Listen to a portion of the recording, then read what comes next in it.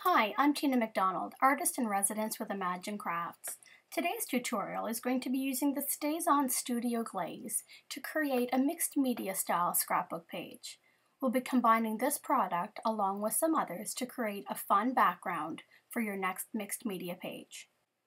My background is a plain piece of white cardstock from Spellbinders, and I'm using the largest die from the Spellbinders Grand Circles as my template. I'm just going to use this as a guide as to where I want the basics of my design to go. So I'm going to squirt a little bit of the Emerald City Studio Glaze onto my mat, and I'm going to spritz it with water. I'm going to be using this onto my canvas here on my page, but I'm going to use a pencil and outline this circle just so I have a guide as to where I want my coloring to go. So using a back and forth, almost scribbling motion, I'm going to fill in the basics of the circle here.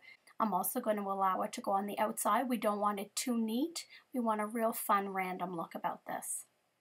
Once I get my color applied, I'm going to take a baby wipe and I'm going to blot this and smudge it just a little bit to give it a more even texture.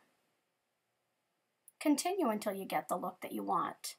Now I'm going to take some stencils and I'm going to be using the Memento Luxe ink, and I'm going to add a little bit of contrast using this ink through my stencils. I'm using here an arrow stencil, and I'm also going to use the chicken wire stencil as well. This gives some fun contrast, and I absolutely love the tealish color with the black.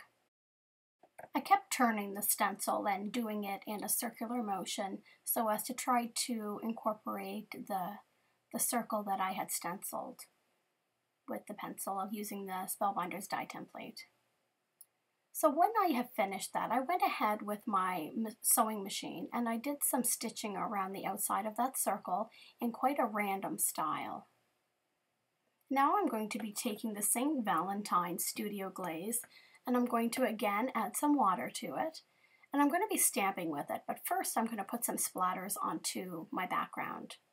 So taking my paintbrush, I'm just going to tap it to give lots of fun splotches onto my page. Once I've done that, I'm going to then add my stamp into the wet Studio Glaze with water, and this is not going to give a crisp image, but it's going to give some fun texture to the page. Once I have it stamped, I'm going to again blot it using my baby wipe. I wanted to add some more of the red, so I'm going to use the Irresistible Texture Spray in Ladybug. And I'm going to open the bottle and drop directly from the nozzle onto my page, as well as actually pour some directly from the bottle to give a nice bigger blotch. I'm going to take my baby wipe, and as you can see, that gives a lot of fun texture there as well.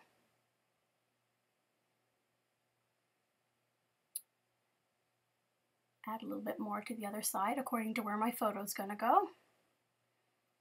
You can leave it just as it is, or you can blot it and it gives a little bit more of a blended look to it.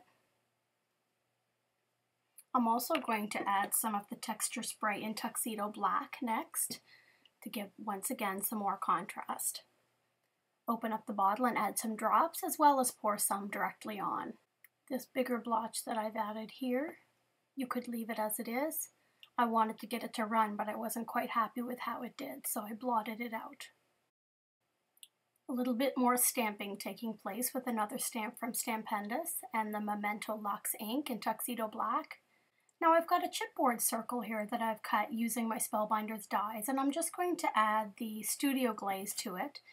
By the time I add 2 coats, it gives a nice thick textured look to this ring that I can then use on my page.